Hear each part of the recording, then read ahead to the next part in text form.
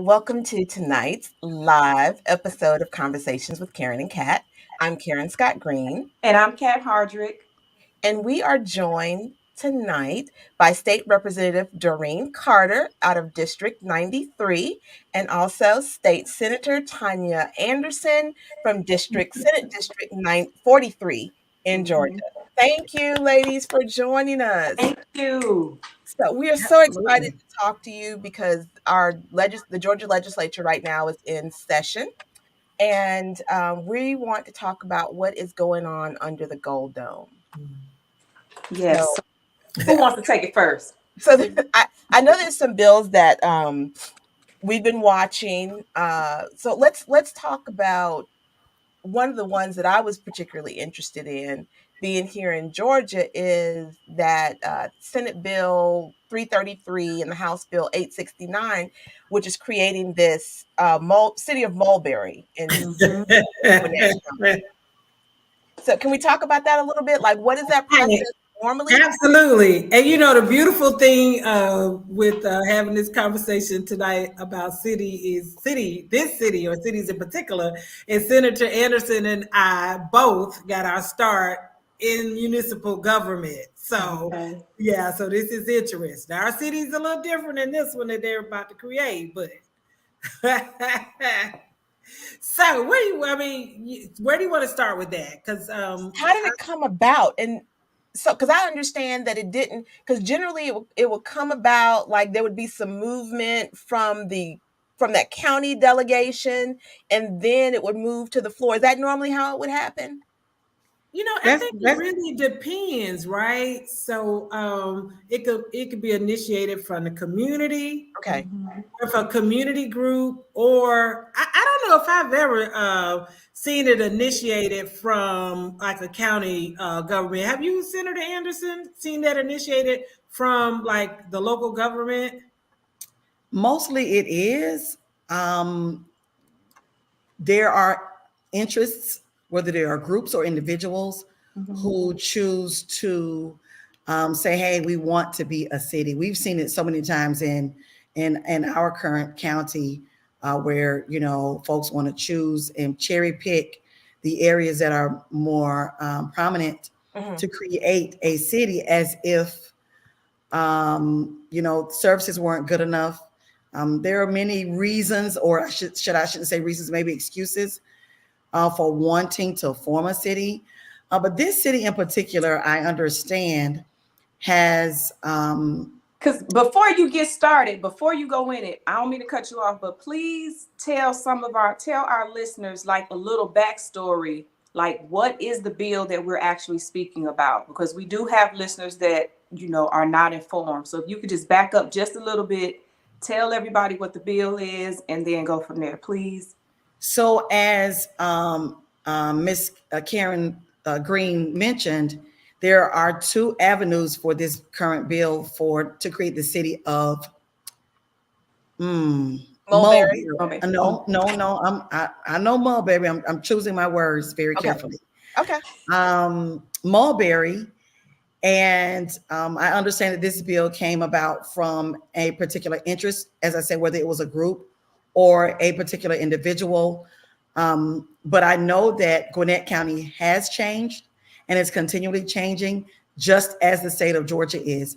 If you don't believe it, and I know you do, look at the latest elections, the past few elections, and how those numbers have come about, and the demographics and particular groups that show up at the polls, because that is what Gwinnett County now looks like. So this particular city came about based on an idea to create to stand on its own two feet, so that it could, because it didn't have enough representation on the current in the current delegation and on the current board. And we've seen this play out more than enough times to know that there are underlying facts and feelings around why cities are created, as if there is not enough representation. So currently, Gwinnett County is very well represented under the Gold Dome. The Gwinnett County delegation is very well represented, and it is an array. It looks like the county. It looks like the county. Cities that are represented well by those legislators. This particular city wants to be a city, from my understanding, based on a conversation that someone thought they heard, a legislator thought they heard, and then the person that they tried to attach to this legislation said, I had nothing to do with it. I don't want nothing to do with it. Please make it go away. So Oh, wow. right now, there are several conversations happening and the facts are coming forth. There are people who understand that forming cities can be good, but they also can be detrimental to the county. It can leave certain populations underserved, more underserved, and it can single out populations to be overly saturated and served, as some populations are used to being. And so it creates a little back and forth with the tug of war, and what's good, what's not good, what's right, what's not so right. And it's creating a buzz in the community as well as under the dome. What has happened is this particular senator and representative have bypassed the process, the due process of engaging the local delegation, meaning other state reps and other state senators that represent those areas. They have circumvented that process in order to bypass the majority of the county legislators voting for or hearing the voices of the people in the community, which is not a good thing to do, because as you're there, you have to develop relationships and you have to be able to work across the aisles, but you also have to be respectful and you have to be mindful of what the county now reflects and what the state reflects. Okay. What's the tax implication for us taxpayers when creating a city? So let's talk about that. But first, and if you have folk listening that kind of wants the status, I think one of the questions first was, did it bypass the process? The Speaker of the House said it didn't, but it did. And just to give you an update, this legislation for the city of Mulberry passed the Senate and the House, and the governor has now signed it. So was it fast tracked?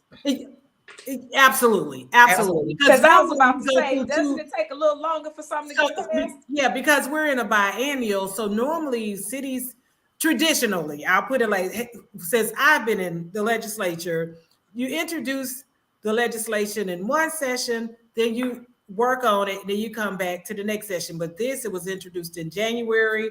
We're what, middle of February? The governor had already signed it. Wow, yeah. That was and the good thing is there will be a referendum, and it'll be on a referendum in May. And between now and May, there should be a lot of conversations. Now, your question about the tax implications, and this is one of the things that I pressed Representative Efstration when he was presenting, is because the new thing with these cities are to say no new taxes. So I'm like, okay, you've got to pay for services, even though you're not really providing the services that a real city would provide. So the funds are going to come from somewhere. So they're gonna use various types of fees, franchise fees in particular. And people who do not currently live in a municipality are not paying franchise fees. So what you're going to see, they may not see an increase in their property taxes, but they will see an increase in other bills that will have those franchise fees attached to that. So there absolutely will be some additional fees to residents. Okay, so what's an example of a franchise fee? Like, I don't understand that. So it could be your cable. It could be your cable bill, your utility, any utility, cable, your phone, any franchise fee comes through your utilities usually. Okay. So I have to take a pause. We have been joined by Representative Shegun Adenia and Representative Shagun represents District 110. He is part of Gwinnett and part of DeKalb. Is part of Gwinnett and part of Yeah. Walton County. Is that right? Um, you have correct. I'm part of just Gwinnett County. That's I'm one of the right. They fortunate did ones. redraw you. Mm-hmm. Yeah, well, I always had just Gwinnett. Okay. Mm-hmm. So All right. Yeah, we need to find some more work for him because I think the senator now no, has no, 4 counties. And I have I, three, I but have the I, senator has I four. have more than enough work. Okay. So, Good evening, ladies. Good good evening. Hey, evening. Thank Good Good you for evening, joining evening. us. kind sir. I know you're a busy fella. So we were just talking about this Senate Bill 333 and House Bill 869, which is creating this city of Mulberry. Did you have anything you wanted to add? Yeah, we had the conversation, and I did speak against the bill, and I do agree with all my colleagues and on the facts um, that the process was circumvented. Um, and even though I'm still a freshman, although it's my second session, uh, for me, one of the things I look uh, as a lawmaker is we should always respect the process. When we go around the process and try to short corners, um, it doesn't always go well for those who are going to be impacted.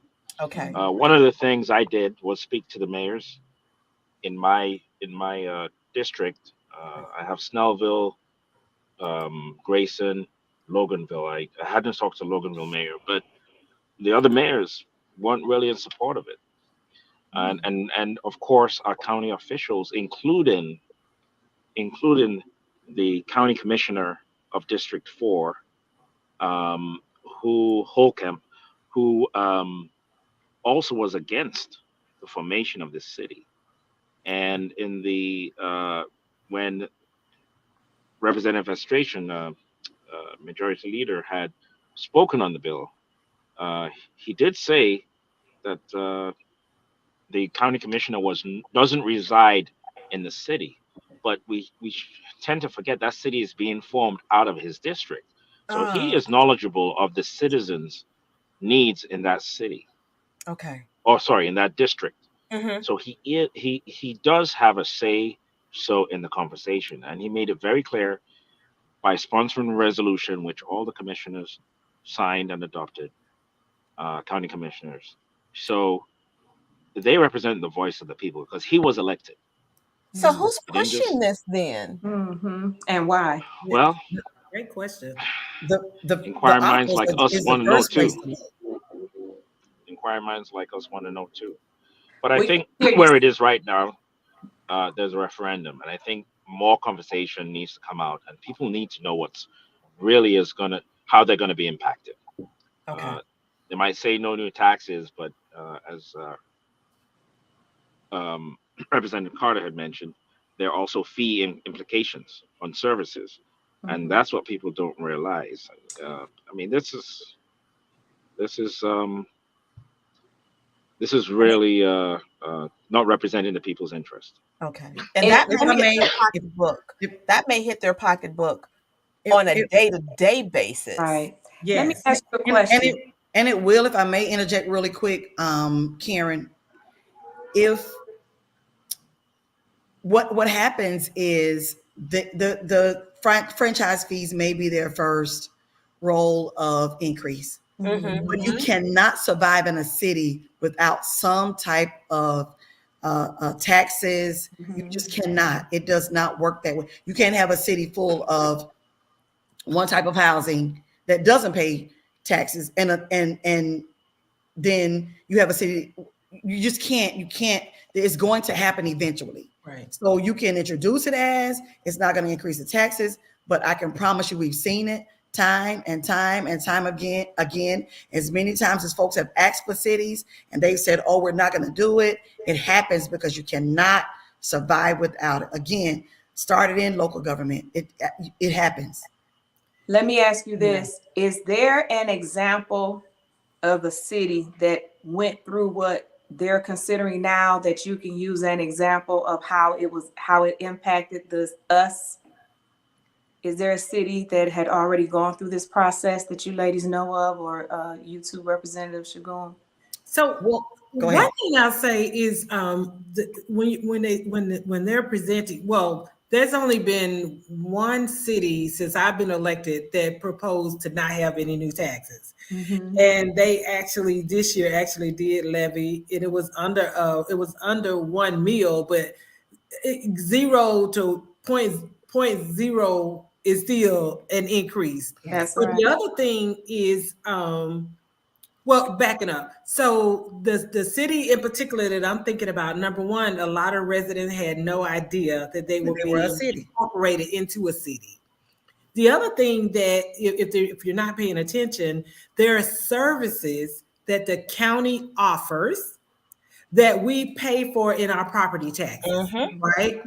What's gonna happen is those services are still gonna have to be paid for, and they're gonna be paid through what we call an intergovernmental agreement. Okay. And it's gonna come out that city's budget Mm. somehow, some way. Yep. I know about the intergovernmental agreements. I was a county attorney, an assistant Yeah. county attorney in DeKalb County many moons ago. But Mm-hmm. so folks who are in Gwinnett County and in this proposed city of Mulberry need to be watching this closely. You need to be talking to your state legislators. You need to be talking to your local elected officials and make your voice known. Another bill that I wanted to talk about. Karen, before you move, Yes. so before you go on, and this is the point that we've got to be clear. Yes. The governor has already signed the legislation. Right. Is Right. so what has to happen now is the community advocacy effort. Having meetings in the community Mhm. and have people understand what's in that city's charter. Mm-hmm. Because when they go to vote, they're going to be saying yes or no, I want a city, Yes. right?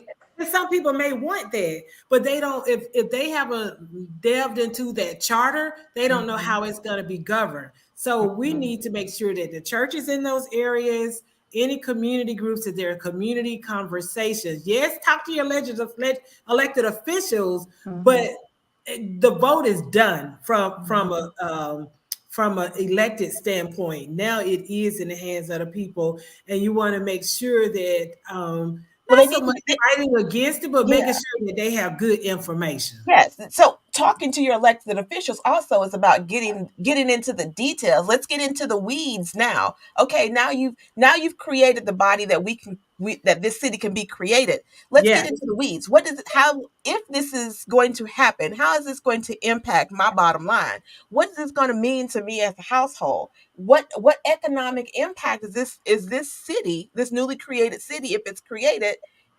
what's going to be the impact on my pocketbook? That's what folks need to know. And they need absolutely, to know it absolutely. in the lamest terms, That's what I because was about like to say. all of y'all said, y'all been doing this for a long time, whether it's your career, you've been an elected official, the rest of us. And like I said earlier, it's intimidating. People don't know what Absolutely. they don't know. And when you use terminology that we have no, I mean, interdepartmental, I get it, I know what it means, but what does that mean for my pocket? Absolutely. You see what I'm saying? So we need Absolutely. somebody to actually sit down. Is there a town halls? Do people need to reach out to their state reps and state senators so they can say, okay, you need to pull down and tell me how this is going to affect me, and which of us are going to be affected? And Who's and going to be and affected by this formation? and I will absolutely, that's the very important. And I will say that there are organizations and groups out there who do feasibility studies. These folks haven't even done that. You got to bring someone in who does this every day, who can break down every part of that charter. You can call GMA. You can call in Georgia Municipal Association. Call them. Say, hey, we need you to help our community understand what this means, line by line, item by item, so that if we're not getting the facts, we have the facts, and then we create talking points, or we create a pamphlet or a card or whatever information you want to pass out to the community, so that they will know and understand that this isn't just a city. This is, because folks will say what they want you to hear, Right. in order to get your buy-in. But this is not just, this is a city, and this is the impact of the city, and this is who will be positively impacted and negatively impacted, I should say, if this city is formed and whose money is in the pot. Let me Right. let me, Well, let me pause. Let me pause there because uh-huh. some folk think money have a color other than green. I'm Oh, gonna go there and I'm gonna stay there for 2 seconds. So People think that money has a color. Money has one color and it's green. It is green. not That's all that black. It matters. is not white. It is not red. It is green. You That is cannot all that separate matters. green money because it's green. Amen to the church. So, Senator Anderson, you said something that I'm gobsmacked if I heard you correctly. Did you say that a feasibility study was not completed before this went to the legislature? No, there was no way. There was no way it was done in no time. because of how fast this thing has been moving. And it was an idea, and then it was a bill, and it came out Okay. of nowhere, and it was fast tracked as um most questionable. Let me use my words correctly, madams. Most questionable legislation is done on a fast track, and there is no report of a feasibility study. Let me say, I'm not going to say. Let me back up. Choose. There's Yeah. no I'm not report. going to say it wasn't done. There's no report of one having been done before this bill was presented.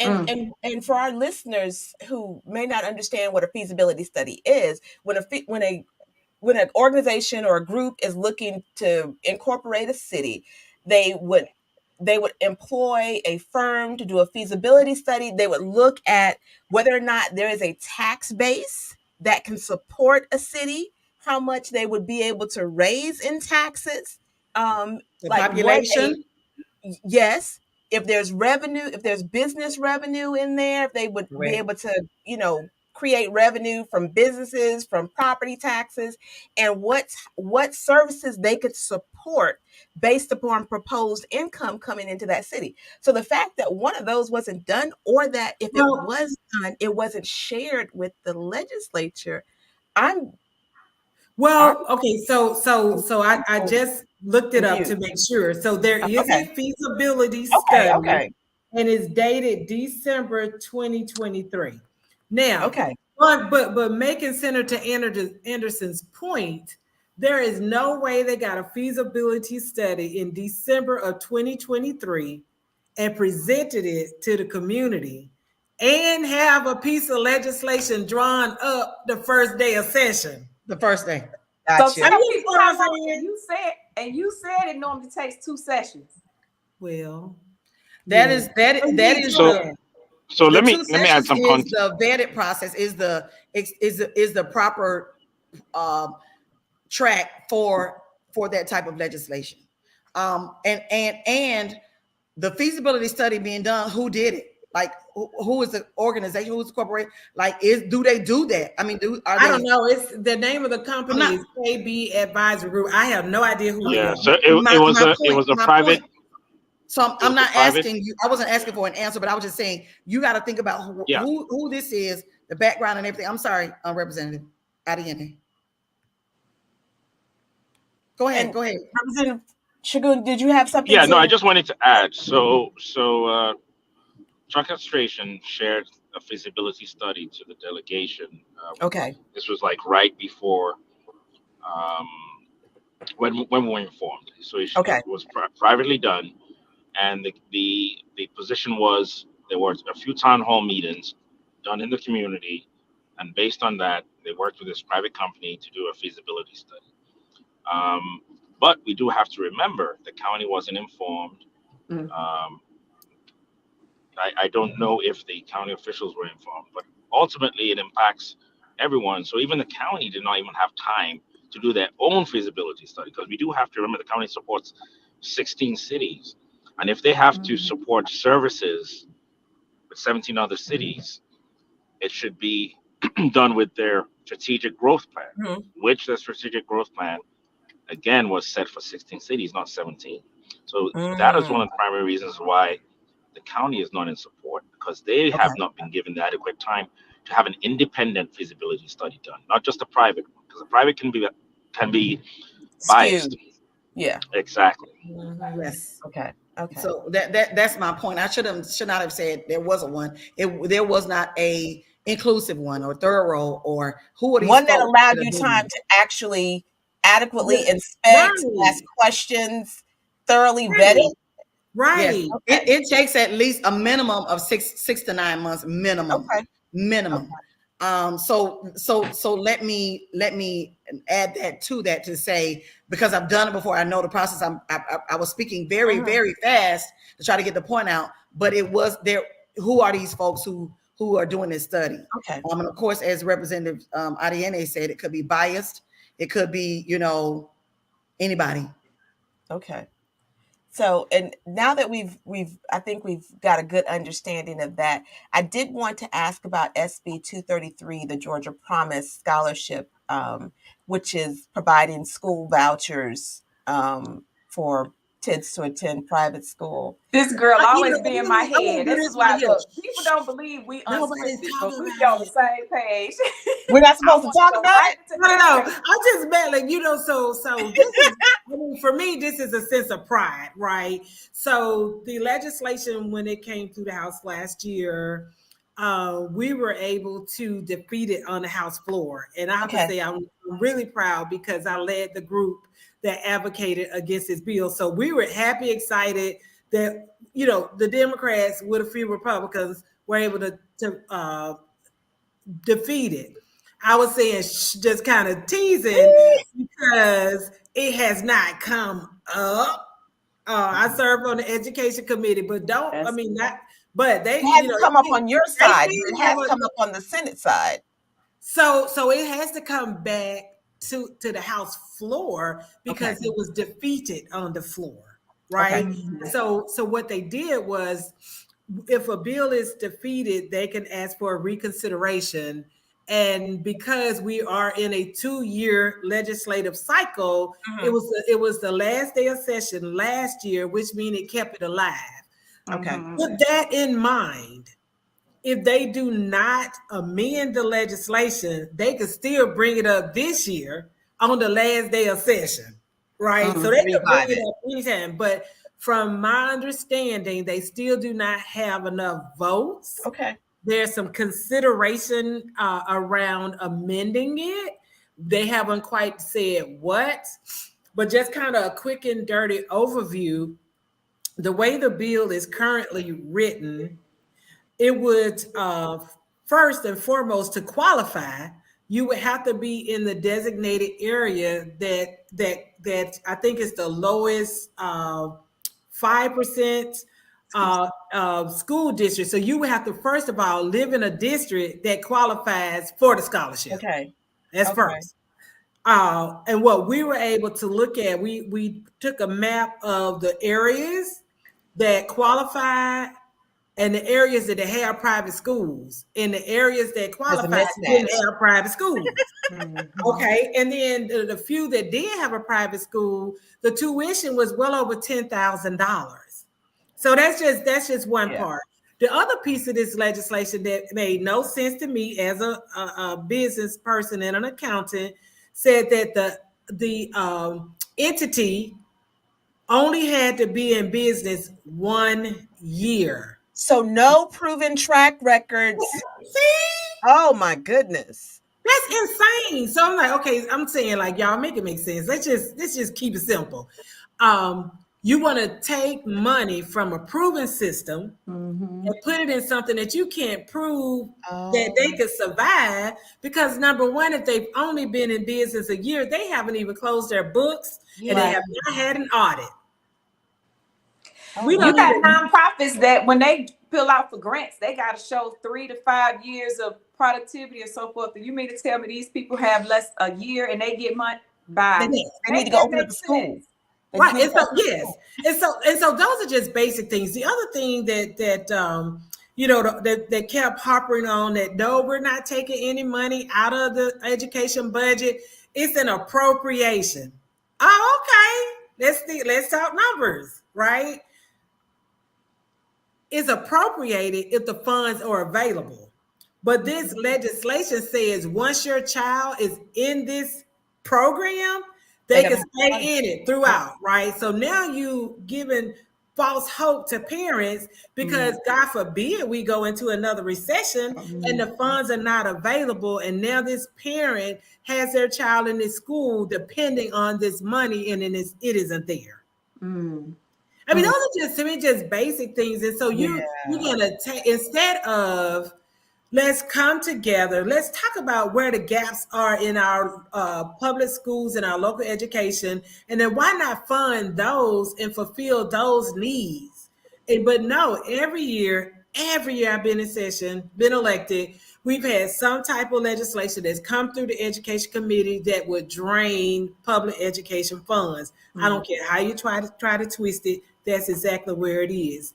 The last thing I'll say that I thought was telling, because you already told, we knew what you were trying to do, but one of the representatives who thought she was being smart, she stood up and said, this is an economic development tool. Wealthier people could move into the communities that qualify, and we could bring the income level up. So that they could take, just for them not to put their kids in public school. No, Right? so that their children will qualify for the private school dollars. Yeah. And so we knew that's what you were Yeah. doing, but you were smart enough, and I'm being To say it. Say the facetious, quiet things out loud. actually say it out loud. Yeah. Did she know this person know what you said that with your outside voice, right? That wasn't in your head. But we're sitting there like, oh my. You actually said it out loud. We knew you were thinking it. And all of these sessions, ladies and gentlemen, are public and recorded, so you can go back and fact file. You can verify what my representative have just said. But wow. there is some validity to that, because we know that in Texas passed a law a few years ago where if you were, I think, in like the top 10% of the class, like you automatically got into like a Texas college or university.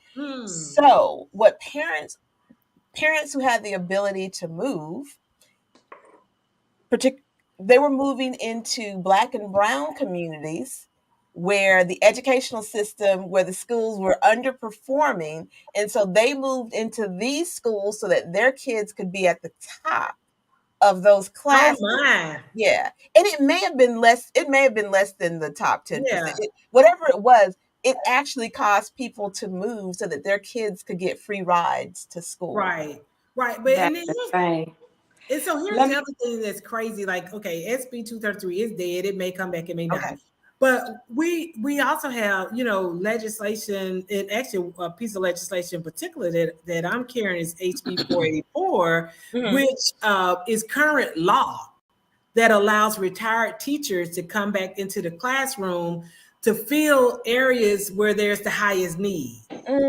Now, the same person who was supporting the voucher bill is not on the committee that was hearing my bill, came to the hearing and adamantly talked against it. And it is law. It is law. Why would he? So in one breath, you're saying we need teachers back in the classroom, but in the same breath, you're saying we don't want to bring back these retired teachers for these high need areas because we think they may double dip. And so we need them. But she's fighting for the voucher. Representative Shagun, what are some of I know you're on the education committee as well. What are some of your thoughts, if you could chime in on that too, please? So I feel the same way. I spoke against the bill on the floor last year. And being an engineer and an IT person, I kind of think with my other side of my brain sometimes, where I look at time, scope, and money.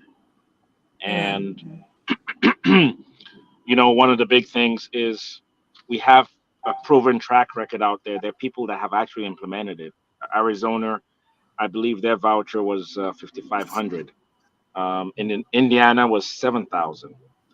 And when I spoke to some of my colleagues across the aisle, they said, well, we estimate just about 500 students will be the number of students, which is a very small bill. And I was like, no, let's talk on examples that are truly out there that we're seeing in other states. Um, in in Arizona, I believe the number was about 5,000 students Mm. at the time I checked, and they had a bill of roughly about 32, uh, 32 million.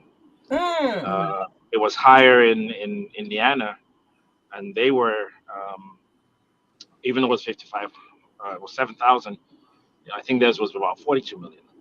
Fast Mm. forward to today, Arizona is struggling because they not only did they move the requirements, you didn't have to be in a failing school Mm-hmm. to be able to receive it. So now people are bypassing that because they changed the law gradually so that about 70% of the parents in the school could apply for it. So now they're struggling. They're looking at $95.4 million is Be what they're careful what expecting you to ask spend. for. Yeah. So and the governor is grappling with that. Mm-hmm. Mm. So we're talking. They're speculating the number is going to be small, but it's not. They're going to do the same thing they did in Arizona and the same thing they did in Indiana and Texas and everywhere else that there's a voucher program. So instead of addressing the real issue, the other question I asked, and not having gone to high school in this country, Hmm. I'm a naturalized citizen. One of the questions I asked was, what makes a private school a passing school? Mm. We do not Because measure. they don't We do have the not same measure metrics as public They don't. schools. exactly. Then they have no metrics. Period. So Mm. because you're paying money for an education means that it's passing. Yes, in their mind. I mean, Wow. there's no logic in that. I mean, Right. I, I mean, yes, private schools might have more resources and more restrictive, but again, it doesn't give you a quality education. Doesn't give you exposure. I mean, my kids go to a public school, and the opportunities they have are far beyond just science. Yes. Mm-hmm. Yeah. And you Mm-hmm. And know what, Representative, the other thing that was in this bill, which is interesting, you have to be a certified teacher to teach in the public school unless you get a license. waiver, but you still eventually you have to pass the Hmm. certification. In private schools, in this legislation, it was not required that these private school teachers be certified. Because not all private schools require their teachers to be certified. Right. So you want to take the taxpayers' money and test it. Yeah, Mm. that's really scary. That's really scary because what other states Woo! when other states have done this, what they've found is that the vouchers, because they sell it in other states, they've sold it to black and brown people as in, oh, you get to move your children out of your failing schools in your community, and you can take your money and put it over in private schools. Mm-hmm. Mm-hmm. But what some if the private school's tuition is $20,000 and you just got a voucher for five, Woo!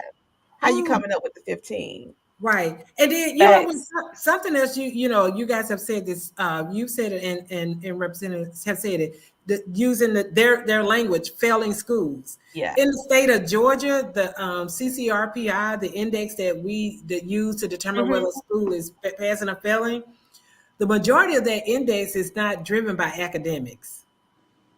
Yeah. And interestingly enough, a piece of legislation passed out of the House Education Committee yesterday that is changing the way that we will now grade schools. And so Okay. one of the questions I asked them, well, is it going to be universal throughout the state and will it be consistent?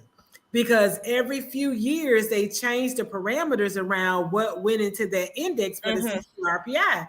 And so if you're going to put that and you want school districts to put this information on their website so parents can look at it, they wanted to do that without any additional information. So we were at least able to add an amendment where they had to have to put a link back to where the Hmm. data comes from. But we need to be certain that if you're going to grade a school, grade them all the same and make sure that it's academic Yes. The majority of the index is on academics, right? And so that was interesting that we had that legislation yesterday. I want to ask this question, and then I want to go to Senator Anderson. How much money are we spending on education before I ask my questions to Senator Anderson? How much do we know that number? How much Hold on a money? second. Because when you follow the money, you follow a person's purpose. Do we know how much money the state of Georgia is putting towards our education system? Because I know Shagun said some big numbers in other states. What are we spending? Georgia Why? is it. Go ahead. I'm looking. I want to get you the exact budget Okay, number. give me the answer then. And while you looking that Okay, up, it's 13.3. Let's see. The 2025 budget has 13.3 billion in the budget. So I mean, it is our largest line item Expenditure. in the Mhm, budget. Yes, mhm. it is. But there's so many different laws tied to it that it doesn't give the school districts the flexibility to make sure that they're addressing the need, the total need of the child in the seat. It's because I know when I speak to my school board here in Gwinnett, they don't have the money that they need to take care of the school. So 13 billion is a big number. Um, I just I'm just confused as to why our teachers are not getting the support that they need so that they can run an effective classroom, and therefore our children can get the quality public education that they deserve, a safe and enriched community, a school system that they can learn and thrive. That's also $13 billion is allocated for education in the state. And so now I guess we need to figure out how much is that broken down within all the 150 plus counties and so forth. So that's a question I would love to. That I'm gonna make a note of that because I would love to know what's going in my school district. I'm in the South Cluster and Okay. in Gwinnett County, and I definitely want to know. But I also wanted to jump to you, Senator Anderson. You are on several committees and you've uh, wrote several bills. I know you did the Crown Act, or was it the Crown Bill? It's the Because ground. all of us, we got our Everybody, hair, everybody. so I love it. I'm glad you did that. I remember some years ago, it was a young lady. She had locks. She was in Alabama or something, I believe. Mm-hmm. Yeah, and they denied her employment because of her hair, and it went all the way up, and she lost. She Mm. lost. And I had to tell my therapist, who happens to be white, she was like, I don't understand what the problem is. You have a job, you can tell people, yeah, you can. You tell people you got to dress a certain way. You can't wear jeans, no shirt, no shoes, no service, right? But this is my hair. When I wake up in the morning, I can't wash it and go and just let it, air dry or whatever. I have to either put chemicals in it, which is killing me to assimilate to look like you, or I have to put heat in it that's killing it, which hurts me to make me assimilate to you, or I have to wear a wig or something to assimilate, which is still hurting me to assimilate to look like you, instead of me looking like me. Now, whatever the way you choose to wear your hair, it's a choice. But if Yes. someone tells you you have to look like this in order for you to excel in life, that's a problem. So, where is that piece of legislation? What made you want to write it and kick off that piece of legislation? Can you speak to that? Because that's everybody in my household natural. So I don't want that to be an issue that's going to be a barrier to their career. Yes, I will speak to it. So this is the second time around that the Crown Act is being introduced. Mhm. Um, Being a part of a Black family, Black community, where beauty is what we see every day. Mhm. Being a part of a national organization of Black women legislators, um, just being in communities and in circles where folks are natural hair is what it is now, which is what it wasn't then. Mm. Mhm. And I say that because I grew up in Florida, that heat and humidity, baby, will take your hair Right. away. Right. And back then there were no products for Mhm. natural hair. That's Now there are more products.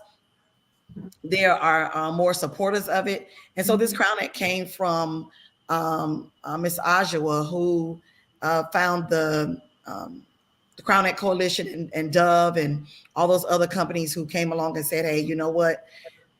We want to support this because it is important to the employees, the community where we have our products, and so many other platforms where we see natural hair, and it is the natural beauty of Black people in general. So it covers men, women, children, anyone who wears their hair in a natural style or protective style. Mhm. Um, and it creates an atmosphere, or I would say, to remove the discrimination against people who choose to wear their hair naturally in the workplace, who apply for housing, those who are apply for school or in schools.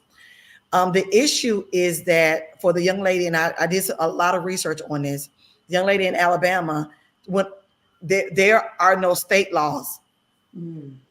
and the only federal law that we have is Civil Rights Act of 1964. I mean, there's so much that's tied into that.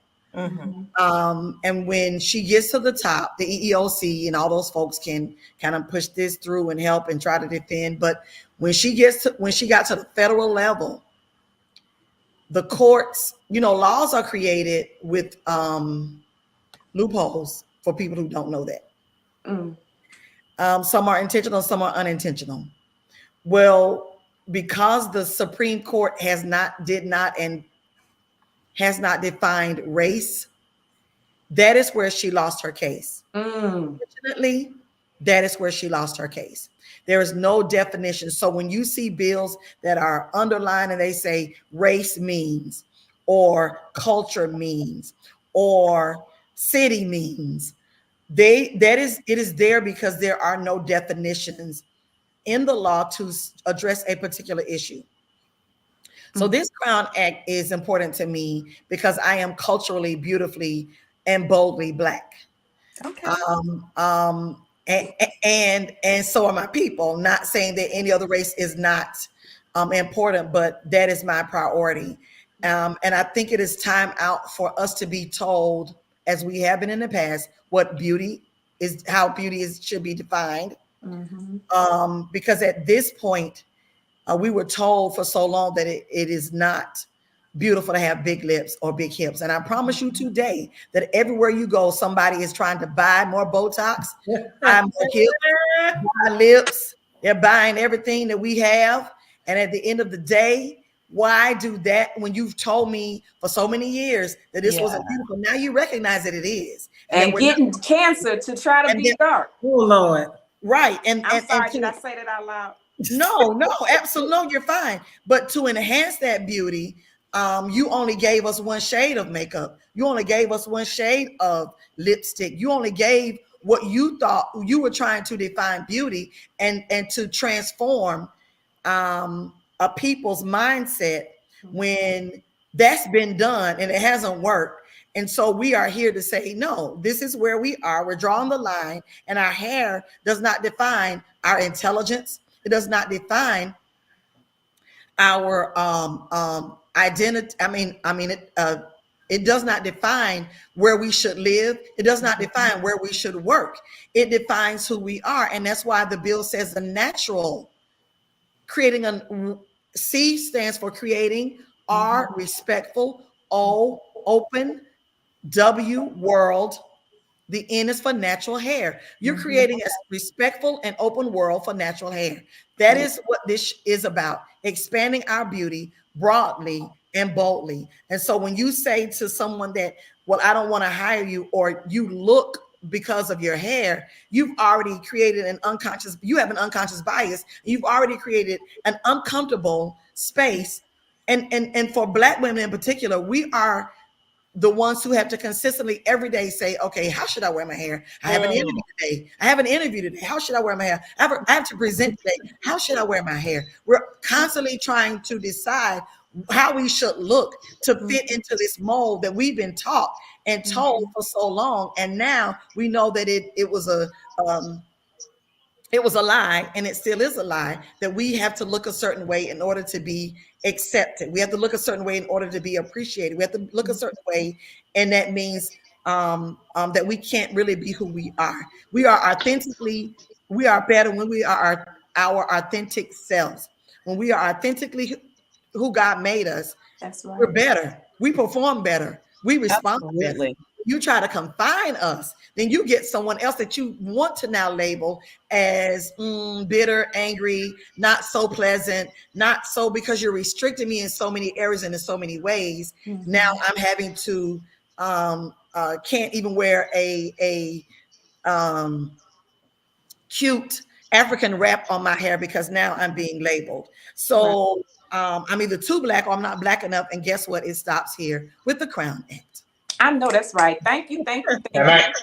And in the I, words of the I, great philosopher India Ari, I am not my hair. I am not my hair. See, Got my hair. so let me give a man's perspective on that. Go ahead. So I grew up in Nigeria, so you can just imagine that the journey of hair has come a long way. Thank God I have I got just one my hairstyle, yes, but back in the day, believe it or not, you know, things like the S curl, Afro Sheen, those were products that we use quite widely over there. And what were we consuming? We were consuming shows like Soul Train, the things that make us look cool, but not truly accepting our natural self. And in growing up, as a kid, those things were cool, but we didn't understand why. But you have to remember, when we look at it, it's all around economics. I couldn't, as far back as I remember, I don't know of any other race that had to buy certain hair products to make their hair a certain way. That's right. And I think we got to a point where we started accepting who we are and started seeing the value in appreciating what we have. And that's what's happened. And, when you look as far back as you look in, you know, uh, Jamaicans, and I know part of it is religion, the Rastafarians, right? Um, they wear their heads in dreads. I mean, that's natural. You don't really need a lot to do dreads. And these are things that are culturally acceptable, that make culture more enhanced. And you look across the continent, you would see a lot of variations.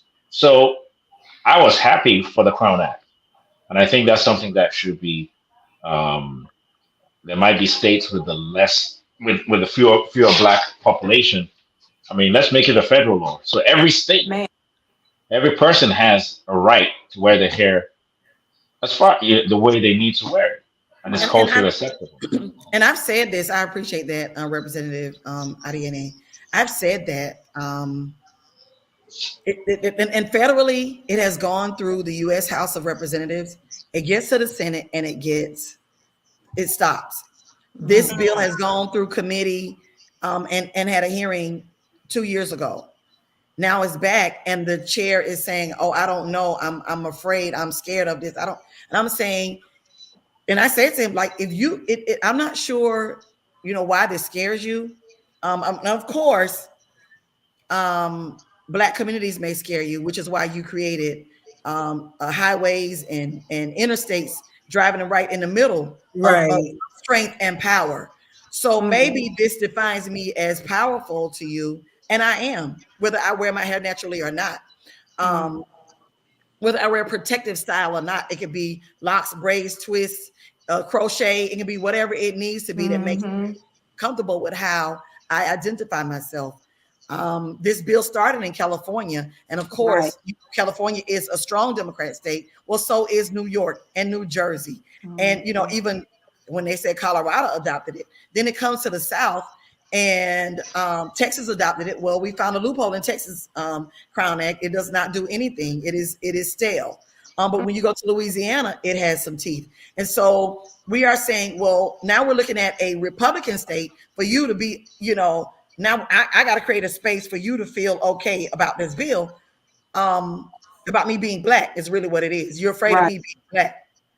So now this bill it mirrors the Louisiana model, and at the end of the day, all we're saying is don't discriminate against me. Just don't Right. discriminate, and I don't have to. I shouldn't have to wear my hair a certain way for you not to do that. The fact Right. that I'm black, you makes you feel like you have a right to discriminate against me. But leave me and my hair alone. Leave me and my people alone. But since you just can't seem to do that, leave me and my hair alone. Because Right. at the end of the day, that speaks to no one. It bothers no one. It just makes me even more bold and beautiful, and that may be the fear.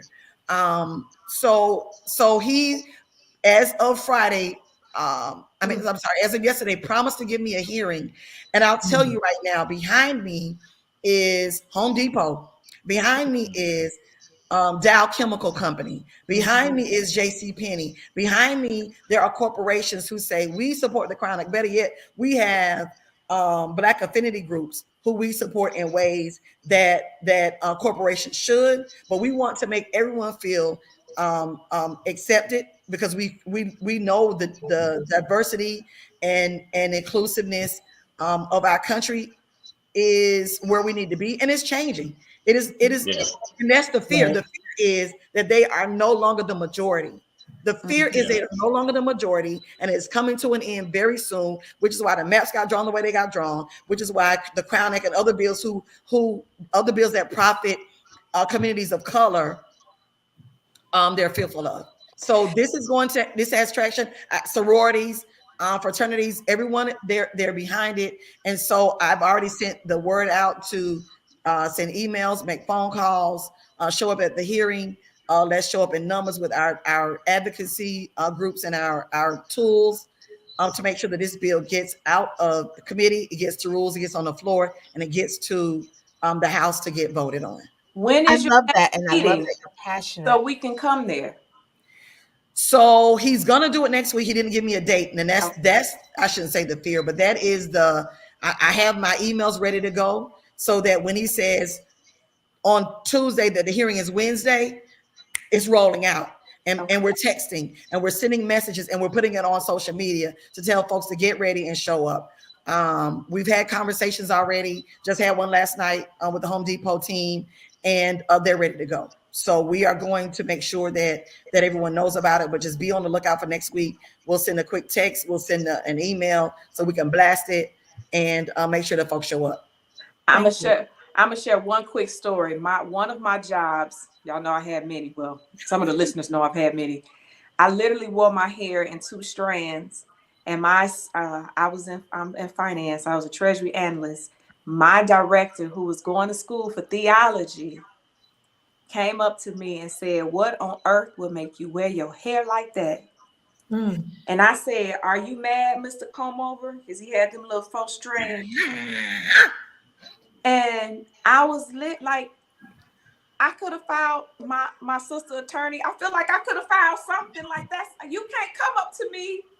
He literally said that, That's and an HR situation. It Yeah. really yeah, is. and I couldn't believe it. And so I did everything from wear that afro pick in the back of my head. I did everything I could to be so pro. That my hair has nothing to do with the quality of my work. I No. Absolutely. I didn't Or come in unclean or disheveled or yes. whatnot. I was professional, wear my clothes, got my hair in my little two strands, and I'm doing my job. And I, and you I, and you feel great about yourself because now I feel empowered because I am authentically me. And I'll tell you this, I had one lobbyist who, when he saw the bill, he's like, oh, Senator Anderson, aren't we doing this already? Aren't we doing this already? And I'm saying to myself, no. Then I said to him, I said, no, because that's the reason why the bill is being introduced.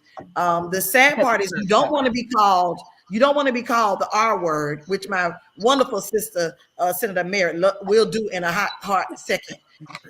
You don't want to be called the R word. You don't want to be labeled, but you want to label me. You want to confine me. Mhm. You want to shackle me so that you can feel comfortable about you not being authentically you and the R word. And so you don't want me to label you as that, but then do right by people, treat people fairly. That's all. It's simple. It's mm-hmm, simple. You've mm-hmm, made it complicated because of how you've treated people in the past. Now you don't know what to do with the fact that we are empowered and we are our ancestors, but we don't. respond too much like them, but we are our ancestors. I used to say, I'm not my grandmama. Oh, but yes, I am. Oh, but And yes, I am. And Senator Anderson, I love that you are very passionate about this piece of legislation. I want to hear from State Representative Carter and also from after that from Representative Shagan about any legislation that they've introduced or something that they're particularly passionate about that's happening this session that we should be watching. Well, I'm gonna tell you, there's a couple of pieces of legislation that came through. It's the committee's Agriculture and Consumer Affairs, Okay. and it's a consumer fair bill. So, through the pandemic, we had the change shortage or money wasn't circulating, so people went to credit card only.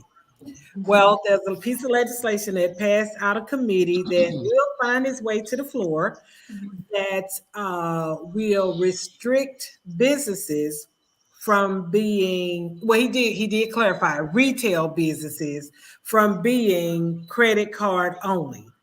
So, Ah. and y'all, the representative testifying on his bill said there are times that you want to use cash so that you won't have a paper trail. Y'all, I Ooh. laughed so hard. I laughed so That hard. showed up. That showed up in the Senate last year. It showed up in No, the it was Senate. in the house. He, I just said it showed that bill showed up in the Senate last year. So they're trying it oh. again. Yes, I was so tickled that he literally said that. So, and I don't really have a whole lot of pause about that particular piece of legislation, but I think businesses need to know that there are bills like this that are moving through the Yeah. legislature. And the other bill that I understand what she's trying to do, but I just don't understand what she's trying to do. Okay. So I haven't seen this. That there are businesses that have exact change only. Okay. And the way she's presented it is being in communities that are lower income communities where you got to have exact change. She used the scenario of this man went to go buy some milk. All he had was $5. And so it was exact change only. So he ended up having to pay $5 for a $3 and milk probably was $4 after you added tax, right? So with her legislation, what she wants to happen is if you have a store where you have to have the exact change, and if you don't have the exact change, the store has to give a store credit. She said they could just put it on a sticky note. Mm.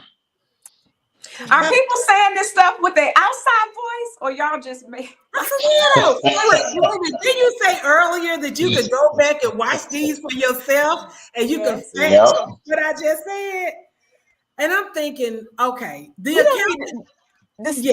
the legislature don't need to be in people's business I like that. promise y'all. But see, this is one of the reasons why when people say their vote don't count or why do they vote, you need to vote because this is some of the crazy. See, y'all hear about Yeah. some of the big stuff that's happening, but this is some of the crazy stuff that we hear that actually will get passed and the governor will sign. So it Mm. sounds like a And people won't distraction. Don't know. we have stuff like insulin, education, health care, veteran resources? Why are we talking about putting a sticky note on somebody's forehead? I owe you. What is that? We ain't playing spades. What are y'all talking Right. about? Yeah, that's crazy. Oh, you know what I'm saying? Like really? But this is that literally came through our and then I don't know where this one is going and woo wee. They have some that I think it's called, is it the bathroom bill? So they had a hearing on that where so Use the let's bathroom of the sex you were say assigned at birth. Yeah. so this came through education because and so I guess it's dealing with the school district. So it got pretty heated, but it was a hearing only, so that one didn't move. But yeah, so that's those are a couple of crazy ones that I just really thought I'd share that because I don't think anybody would believe that these are the kind of bills we're hearing. Yeah, that is Mhm. crazy. And Shagan, what could you surprise us with? What are you watching? Well, I'm not surprising with anything, but I know one of the ones that's being talked about is the film tax credit. Um, Putting a cap on the amount of production funds you take in the movie and getting some kind of credit. I think right now there's no cap. Hmm. But my concern is the impact it could have. The economic Uh, impact, because the Georgia yeah, film industry is but huge. but but then there's a bill that I liked, and I believe the author is Kim Schofield, Representative Kim Schofield, Hmm. that does require you hiring uh, folks in Georgia, because what some of the companies are doing is they're flying people to do the work Mhm. But here's instead the of thing. developing Go those ahead. opportunities and keeping. I mean, because we have people that can do the work in the state, right? So sometimes they might bid it out, get a few people, see what they're doing, and then end up flying people in. Do we So have enough? Because I know that the Georgia Film Commission has created and partnered with colleges like Georgia Gwinnett, Mm-hmm. and some other schools, trying to get tradespeople, trying to get young people into screenwriting and production and that sort of thing, so they can have a pipeline. So Right. right yeah, now, do we? Are you saying that we have enough of this skilled labor and I, skilled people who can do these jobs? well, I think to a certain degree Okay. I think to a certain degree that there is a workforce from outside um, that is impacting Mhm, the dollars that do go outside the state. mhm. And I think there should be some fair opportunity for those who are homegrown, so we can keep we can keep jobs in the state related to that industry. Okay. So one of the things, and I don't know, I don't sit on the committee that covers that, the creative intent committee, but I know the bill addresses at least there should be some effort to demonstrate that those jobs were first, at least a percentage of those jobs should be prioritized in state first. And yes, the pipeline is being worked. There are a lot of collaborations and partnerships with institutions in the state, but I think there needs to be that effort also requiring that we have a certain percentage of work identified for businesses in the state. Yeah. So hey, Yeah. let me add one more bill that I just Mhm. remembered. I think is kind of important. I think it will hit the House floor next week. Is there's legislation that came through the Education Committee yesterday that will add computer science as a required course for graduation. Hmm.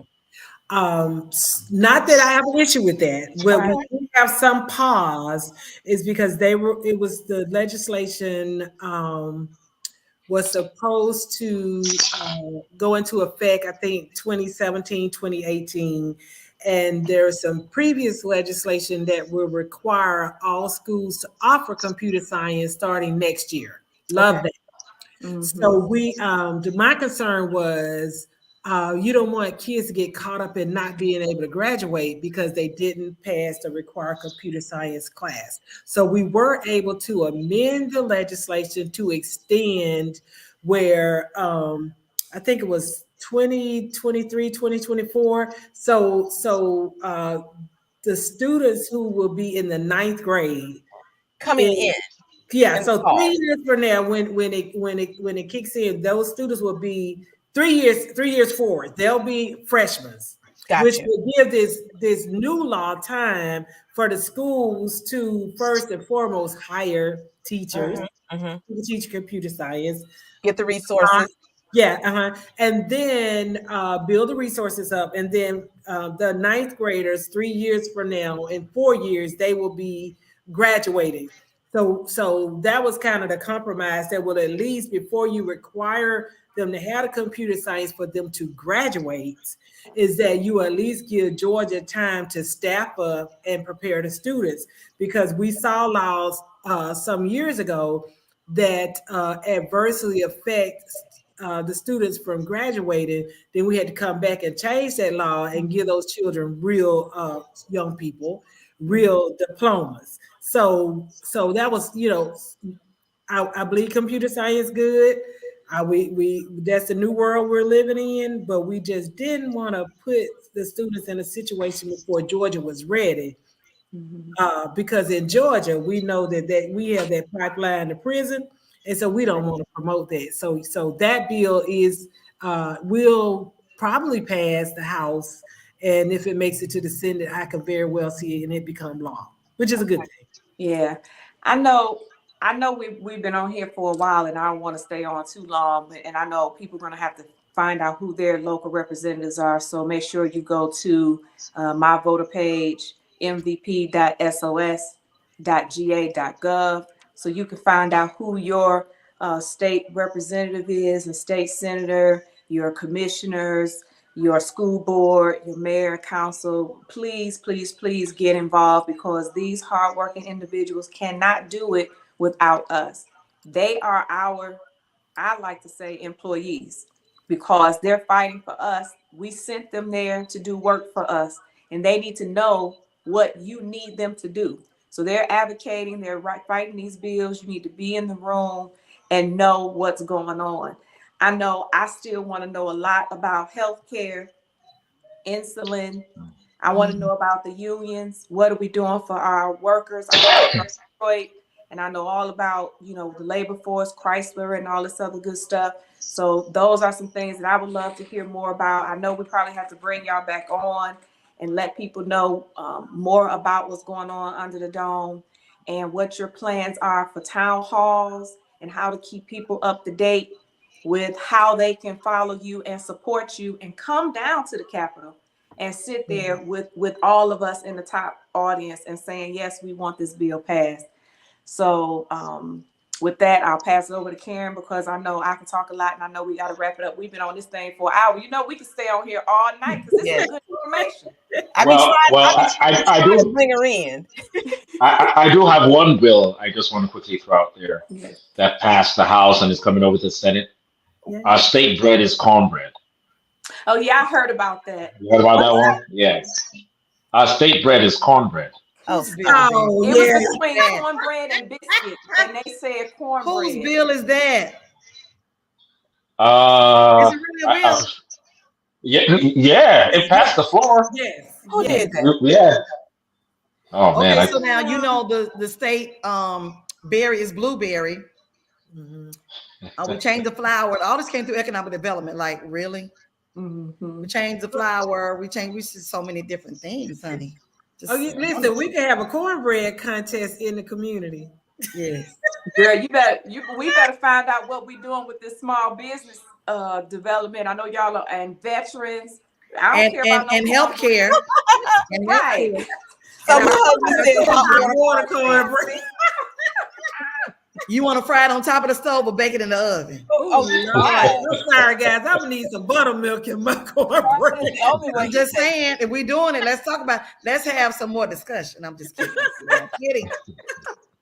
You but gonna eat your cornbread? oh Lord. All I'm saying is this. I do want to put up here again the mvp.sos.georgia.gov to go and check to see who your local officials are. And also there's a primary coming up in Georgia. We haven't talked Yeah. about that. Um, and we talked about the governor's budget a little bit. You can go and take a look at that. I've got the website there, opb.gov. I mean opb.georgia.gov, and you can look for the 24-25 governor's budget report, and it breaks down where the money is, where the money resides, where the money resides. So That's right. as we always say, follow the money. You Yeah. will see where the priorities are. Mm-hmm. So don't just wait for somebody to tell you. Go and look at it yourself. Do the same thing for your county administration, for your municipalities. Look at the budgets because it's your money. It is absolutely your money. Any parting thoughts from our legislators? Thank No. you. No. Yeah. All right. well, Well, They're Stay very important for involved, us. stay connected, and make sure that when you hear about certain issues that you speak up and speak out. Yeah. Love it. Love it. Love it. Love it. Absolutely. And as always, we want to thank our listeners and our viewers for joining us on this episode of Conversations with Karen and Kat. Well, we are impacting the world one conversation at a time.